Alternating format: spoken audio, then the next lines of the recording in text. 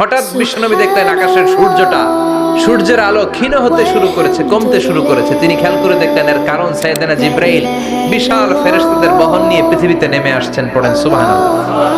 এসে বললেন, ইয়া রাসূলুল্লাহ, আমি 1,40,000 ফেরেশতা নিয়ে নেমে এসেছি। আপনি কি জানেন না, ঠিক একটু আগে মদিনাতে আপনার এক প্রিয় সাহাবা, তার নাম হচ্ছে মুআবিয়া ইবনে মুআবিয়া আল মুজানি, একটু আগে শেষ নিঃশ্বাস ত্যাগ করেছে।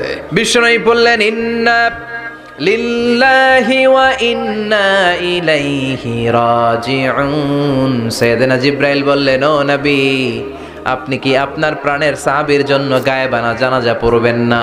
বিশ্বনবী বললেন, অবশ্যই পড়ব। সাহাবীদের মধ্যে ঘোষণা দিলেন, ও সাহাবারা, তোমাদের ভাই মুআবিয়া ইবনে মুআবিয়া আল মুজানি কিছুক্ষণ আগে মদিনাতে ইন্তেকাল করেছে। সবাই বাইরে বের হয়ে আসো, এই মাত্র আমরা এই মুহূর্তে আমরা গায়েবানা জানাজা পড়ব। বিশ্বনবী প্রথম কাতারে দাঁড়ালেন, হাজার হাজার সাহাবারা লাইন ধরে দাঁড়ালো।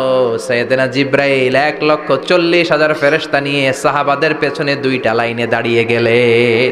প্রথম লাইনে 70,000, দ্বিতীয় লাইনে আরো 70,000, 1,40,000 ফেরেশতাদের বহর।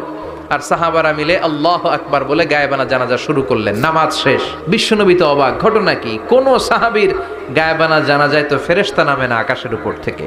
বিশ্বনবী জিজ্ঞেস করলেন, জিবরাইল, কোন সাহাবীর গায়েবানা জানাজায় তোমরা আকাশ থেকে এত ফেরেশতার বহর নিয়ে নামো নাই? কি এমন আমল করেছে আমার মুআবিয়া?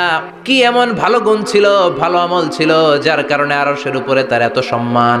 সাইয়েদনা জিবরাইল বললেন, নবী, তেমন কোনো বড় আমল নয়, ছোট্ট একটা আমল, কিন্তু আমলটারে ভালোবেসেছে কে? আপনার এই প্রিয় সাহাবী হাঁটতে বসতে চলতে ফিরিতে সব সময় পড়তো, কুল হুয়াল্লাহু আহাদ আল্লাহুস সামাদ লাম ইয়ালিদ ওয়া লাম ইউলাদ ওয়া লাম ইয়াকুল লাহু কুফুয়ান আহাদ। পড়েন আল্লাহু আকবার।